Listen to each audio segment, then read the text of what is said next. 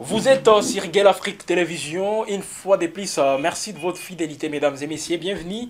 Et là, nous allons revenir justement sur cette actualité. Vous le savez, nous sommes au jour de la rencontre comptant pour les éliminatoires de la Coupe d'Afrique des Nations Maroc 2025. Les Léopards de la République démocratique du Congo entrent en lice dans ces éliminatoires et ça sera face au Chili national de la Guinée à Conakry. On vous a parlé hier justement des l'enjeu autour de cette rencontre et aujourd'hui il faut dire l'ambiance monte dans la tanière des léopards justement avec cette mobilisation lancée déjà par les ministres des Sports Didier Boudimbou. Il est allé rencontrer toute la sélection. Justement, a transmis les messages du gouvernement aux léopards pour qu'ils puissent miller comme il faut bien les maillots, tout en sachant que tous les Congolais sont derrière cette équipe nationale. Vous êtes nombreux à pronostiquer par rapport aux résultats et la plupart justement entre vous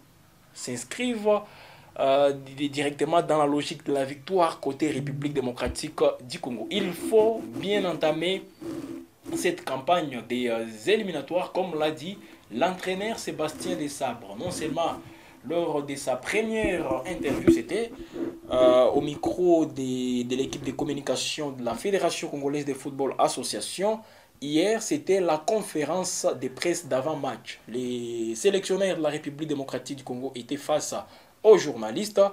Son homologue de la Guinée-Conakry également, c'était justement pour donner les impressions avant de se croiser. Et mesdames et messieurs, il faut dire, même les Guinéens, on les a vus entrer de s'entraîner dans la traditionnelle reconnaissance de l'RDG du stade des Martyrs, justement pour avoir une idée, la configuration même du stade. Je crois sur ce point, il n'y a pas beaucoup d'inquiétude. Voilà, mesdames et messieurs, vous pouvez toujours continuer à pronostiquer, même pendant la rencontre, ce n'est pas interdit. Surtout, comme vous le savez, tous les joueurs, je rappelle, ont répondu présent à l'appel du sélectionneur congolais Sébastien Desabre. Nous allons donc vous proposer, mesdames et messieurs, pour commencer, l'extrait de l'interview, disons, de la conférence de presse. Et là, ça sera d'abord avec les sélectionneurs congolais, disons, les sélectionneurs de Léopard, Sébastien Desabre.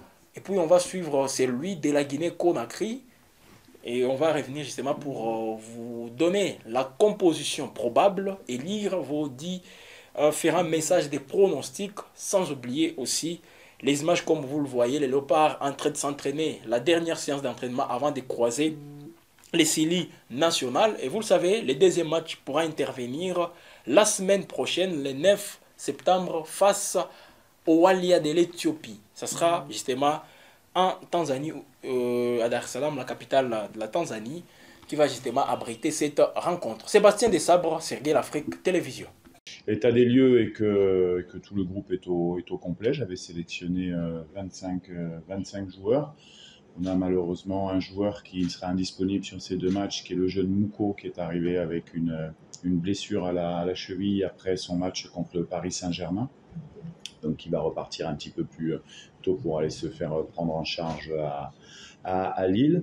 Après, on a tous les joueurs qui sont opérationnels pour le match de demain. Donc on va dire que tout est... il nous reste un entraînement cet après-midi. Et puis logiquement, après, on se présentera demain avec 23 joueurs qui seront opérationnels à 100%. Si vous doutez de Chancel, c'est que vous ne le connaissez pas, mais je pense que vous le connaissez bien. C'est quelqu'un qui s'est entraîné régulièrement à l'OM, qui a même fait des matchs avec l'équipe réserve également. C'est un professionnel qui est prêt et qui attendait avec impatience de venir défendre les couleurs du Congo comme à son habitude. On n'a jamais été inquiet à son sujet. Il l'a montré sur les dernières séances d'entraînement. Il est très fit et très prêt pour la rencontre de demain et extrêmement motivé, peut-être même un peu plus motivé que d'habitude par rapport à la situation. Alors, chaque match a sa vérité. Là, on est lancé dans une nouvelle compétition. Il y a 6 matchs qui vont être très rapprochés en 3 mois. Le match de demain est forcément important parce que on joue à domicile et on lance une nouvelle campagne. Ils sont importants, mais ce sont des matchs qui ne sont pas décisifs non plus pour la qualification. Vous savez, l'objectif de cette campagne et d'être à la CAN au Maroc. Et pour être à la CAN au Maroc, il y a un règlement qui est clair, il faut être premier ou deuxième du groupe sur les 4. Donc ça, c'est l'objectif. L'objectif final. Donc, on va recevoir une bonne équipe de la Guinée qu'on connaît bien, même s'il y a eu un peu des changements ces derniers temps. Nous, on fait preuve de beaucoup d'humilité. On sait qu'on reste sur de bons résultats à domicile. C'est vrai, au Stade des Martyrs, qui nous réussit bien. Maintenant, on travaille de manière très professionnelle. Quand je vois sincèrement mes joueurs, comme ils montent dans l'avion pour venir en sélection et qu'ils se mettent à la disposition de la sélection nationale, pour un sélectionneur, c'est fantastique d'avoir des garçons de cet état d'esprit-là. Demain, c'est un match. On va voir si on fait un bon match, si on fait un match moyen. En tout cas, ce qui est sûr, c'est que sur le terrain, comme à notre habitude, on lâchera pas grand-chose. Sur la première question, on respecte bien sûr nous aussi beaucoup l'équipe de Guinée. Je connais très bien Charlie et Michel et des joueurs à l'intérieur de la sélection que j'ai même pu entraîner dans mes différents clubs. Donc on connaît la qualité. La Guinée aujourd'hui, c'est une très bonne équipe en Afrique avec de très bons joueurs, au même titre que la RD Congo. Et demain, ça va être un très bon match d'un bon niveau africain, où on espère qu'on pourra donner un bon spectacle, les deux équipes au stade des Martyrs, à nos supporters. Après, les matchs, on ne les joue pas. Alors, craindre des équipes, non. Comme nous, on ne craint pas la Guinée, comme la Guinée ne craint pas la RD Congo. C'est les rapports de force qui vont s'installer demain. Chacun prépare son match de manière professionnelle, avec des idées en fonction de ce qu'on a fait. Nous, on est dans la continuité de ce qu'on a fait. On a l'habitude de se concentrer beaucoup plus sur nous que sur l'adversaire, parce qu'on sait qu'on a des joueurs, si on est connecté et qu'on arrive à les faire bien jouer ensemble, on a des forces qui sont indéniables. Maintenant, voilà, chaque équipe qu'on a joué ici, elles nous ont donné du fil à retordre, que ce soit la Togo la dernière fois. Donc nous, on n'a pas de manque d'humilité, on connaît nos forces, mais en Afrique, on le voit hier, hein, il y a eu 4 matchs de CAN, de qualification à la CAN, il y a eu 3 matchs nuls, une victoire du Soudan par 1-0 contre Niger. C'est terminé, l'époque où tout le monde mettait des 4-0, des 5-0, c'est terminé. C'est ça qui est bien. C'est ça qui est bien. Donc, c'est pour ça que le match de demain est intéressant pour les deux équipes. Il est important, mais pas décisif, puisqu'on se rencontrera après dans 2 mois. Oui, tout est possible. Si je sélectionne 23 joueurs, c'est que je pense qu'à un moment donné, ils peuvent nous servir, que ce soit sur le premier ou sur le deuxième match. Donc, après, je ne vais pas vous donner la composition d'équipe aujourd'hui, mais je disais qu'on était dans une forme de continuité. Même dans les 23, les 25 que j'ai pris, hein, il y a de nouveaux. Donc voilà, on a installé des principes de jeu depuis 2 ans, qui fait qu'on peut ramener quelques nouveaux joueurs, mais que la base, elle doit continuer à grandir, parce qu'on est perfectible dans certains domaines, et c'est en faisant un nombre de matchs, un nombre d'entraînements ensemble qu'on peut progresser en termes de jeu. Nous, en tant qu'entraîneurs, c'est ce qui va nous intéresser, c'est de encore améliorer les prestations qu'on peut faire, et on a encore une marge de progression, parce que même si on a gagné des stats, on va dire, qui sont intéressants avec une belle CAN, j'estime qu'on a encore une marge et qu'on peut donner plus. Et ça se fait dans la continuité, ça se fait pas du jour au lendemain. Je vous l'avais dit quand j'avais signé il y a 2 ans. Voilà, on a réussi à avoir des résultats au bout de 2 ans, c'est bien, mais on sait aussi que le potentiel de cette équipe, elle est encore un petit peu plus haut. L'infirmerie, à ce jour, non, aucun souci, les joueurs qui sont là sont aptes. Il y a eu un peu des retards, un peu. Ceux qui ont joué, hein, ça c'est valable pour toutes les équipes, hein, ceux qui ont joué entre samedi et lundi pour les derniers, les temps de récupération ne sont pas les mêmes pour la préparation de ces 2 rencontres, mais non, on n'a pas de soucis particuliers. Bien sûr, on a une très bonne dynamique et même les résultats précédents.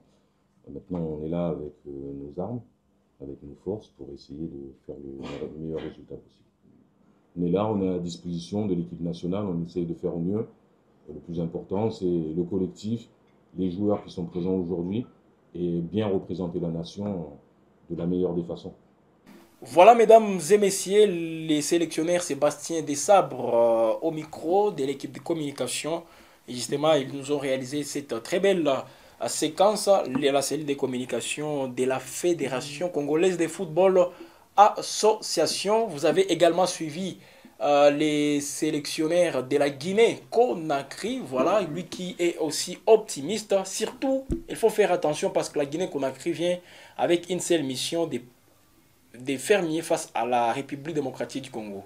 Revanche surtout parce que vous le savez, la dernière rencontre entre les deux sélections était sanctionnée par un score en faveur des Léopards, 3 buts à 1. C'était donc Sébastien Desabre et Charles Pakir, lui qui est actuellement sélectionneur des Sili de la Guinée-Conakry. Mesdames et messieurs, vos pronostics, comme je l'ai dit, je vais lire quelques pronostics et c'est sur Gueule Afrique Télévision. Vous êtes mobilisés en masse justement pour encourager les Léopards. Vous continuez toujours à les faire. N'hésitez pas parce que c'est vrai, c'est une équipe qui a besoin de ses 12e hommes. C'est vrai, je l'ai dit, le stade ne sera pas archi plein parce que vous le savez, il y a des restrictions comme c'est une dérogation provisoire que les stades des martyrs a toujours 50 000 au lieu de 80 000 personnes. 50 000 et d'autres seront à la maison en train de suivre la prestation des Léopards. Ça sera justement sur leur poste téléviseur. 3 buts à 1 pour les Léopards. 2 buts de Kalala Maele et 1 but de Théo Bongonda. Voilà, merci.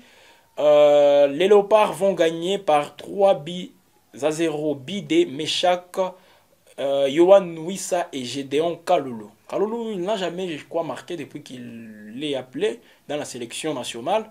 Peut-être il pourra le faire, tout en rappelant qu'il est latéral droit. Je ne sais pas s'il sera titularisé par l'entraîneur parce qu'il y a aussi d'autres joueurs qui se produisent, qui font mieux justement sur ces postes. 3 buts Zabros, RDC va gagner. Il n'a pas cité justement les buteurs, mais c'est aussi des pronostics qui montrent combien de fois les Congolais sont optimistes quant à la victoire des Léopards ce soir. Les matchs, les coups d'envoi, ça sera à partir des 18h heure de l'est du pays. Il sonnera 17h dans la partie occidentale de la République démocratique du Congo. Les Congolais sont en tout cas mobilisés. Nous voyons les affiches justement pour manifester. Même le ministère des Sports est mobilisé. Allez-y les Léopards. Une réunion a été même organisée hier avec toutes les